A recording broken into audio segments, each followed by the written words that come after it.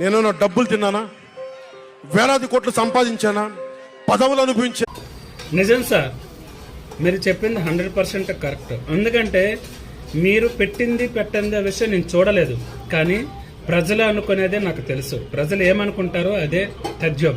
So ఎవరు ఉండాలన్నా ఎవరు దిగిపోవాలన్నా ప్రజల చేతుల్లోనే ఉంటుంది. కాబట్టి మీరు మీ సొంత డబ్బు పెట్టి ఎంతోమందిని ఆదుకున్నారు. మీరు ఎంతోమందిని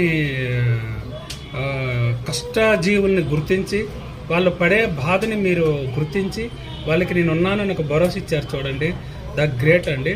అలాగే మీ సొంత డబ్బుతో మీరు పెట్టారు అంటే ఫ్యూచర్లో ఇంకా మీరు చాలా మంచి పనులు చేస్తారని నేను ఆశిస్తున్నాను అనమాట.